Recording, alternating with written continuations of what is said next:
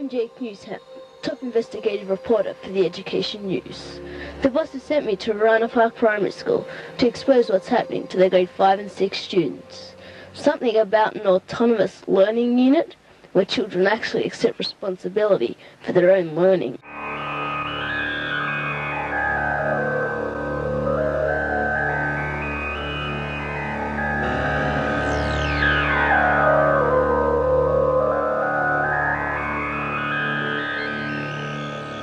It's just like Federation command to interrupt a man's first holiday in 5 years. It can't be helped, Bones. The future of the Federation is at stake. The planet Kairos has an outdated educational system. Their students lack the ability to manage their time effectively and think creatively. They've lost the excitement for learning. Professor George Betts has prepared an autonomous learning model which will solve their problems. But we need to get there by the start of the new school year. Captain, should we avoid the Meridian Star Cluster? Klingon starships often visit that sector. Mr. Sulu, can we still reach Kairos in time if we bypass the Meridian Star Cluster? Negative, Captain. It will take us 2 additional days to go to the Star Cluster. Mr. Chekhov, plot a course to Kairos via the Meridian Star Cluster. Aye, Captain. Welcome to Wooranna Park, Mr. Newshound. I'm Ray Trotter. This is Mrs. Cap, the assistant principal. Please take a seat. 2 years ago, the teachers at Wooranna Park Primary School came to the conclusion that the traditional one-teacher classroom was not the best learning environment for children. We decided to place all of our Year 5 and 6 students into one group and to change the physical nature of the classrooms. You have already seen our space room. We designed it to represent the flight deck of the spaceship Enterprise. Mrs. Cap, you're in charge of the unit. Would you like to tell Jake more about the project? Certainly. All students are allocated a home teacher who facilitates and monitors their progress. They are also placed in a workshop group for administration and teacher-directed activities. Other flexible groupings are used to focus on the individual needs of students or for elected activities. Student work habits are monitored via the use of a variety of time management sheets. The unit works on a fortnightly timetable for 4 weeks, followed by an activity week, during which we celebrate the work completed and launch into the new unit of work. Since its opening in 1997, the Year 5 and 6 Autonomous Learning Unit has undergone numerous changes to its appearance and learning practice. Recently, Professor Stephen Heppel spoke to our students via video conference about the introduction of a new program to allow students increased control of their learning and additional opportunities to pursue their learning passions and interests. You know, we've talked about this group being a self-guided learning group. What advice would you give them for how best to approach that learning journey? I think three big things, and we did a big project over here where we had a lot of students managing their own learning. And I think my 3 top tips really were, the first one is to be really ambitious, because for us, all the children were more ambitious for their learning than their teachers were. And the teacher said, "You'll never be able to do that." The kids said, "Yeah, you bet your life we can." And they all did it. The second thing is, talk to each other a lot about your learning. I taught in schools for a long time, and I had some fabulous children, really great, in very, very difficult schools actually.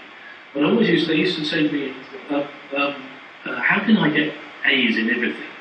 And I used to say, "Look, I can't guarantee you'll get A's in everything, but if every time I come around the corner and I find you're talking about your learning, you've got a pretty good chance to get A's and B's and doing really well." And I think the last bit is try and talk to folk outside of the school about it as well. Sometimes when you finish school and go home, you're like in another world. You know? If you can, it's a good test of whether you've understood something, is whether you can get your granny to understand it, because granny's a bit daft sometimes. So if you can explain to them what you're doing, and they can understand, that really helps you get clear around what you're doing as well. So chat to other people when you get outside. That really, really, really helps. While the first group involved in the program was selected by the teachers, all students are free to nominate for the program by demonstrating their ability to work independently, set appropriate learning goals, think creatively, debate issues, complete tasks on time, cross-reference when researching, and mentor other students. Students involved in the program are able to work outside of the unit, accessing other teachers and working areas to support their learning. They are also permitted to document their learning via a diary. Whilst individual conferencing takes place throughout the week to support student learning development, fortnightly group discussion forums are conducted with teachers to promote accountability and to set expectations of the degree of challenge and excellence required.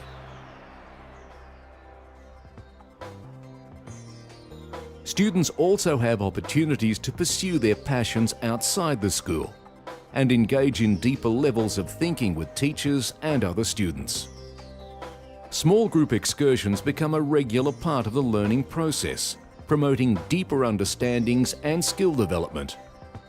A recent excursion to the Melbourne Convention Centre to experience the Ag Ideas Children for Design Forum provided a group of 10 students opportunities to work with some of Australia's top designers, working on creative ideas for the future, culminating in the construction of a mural. During these excursions, students are able to make valuable links with the outside world and speak with professionals at their workplace. Another student has recently researched the work conducted by obstetricians because she has a strong desire to assist women in her home country, Afghanistan. She has been in contact with an obstetrician, corresponding via email and obtaining great insight into the world of medicine. Her passion study will end with a tour of the maternity ward and an opportunity to speak to other medical staff about the profession.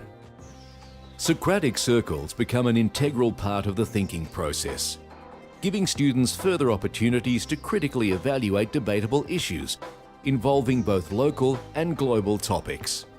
Perceptions and understandings can be influenced during these sessions, while strengthening students' thinking processes.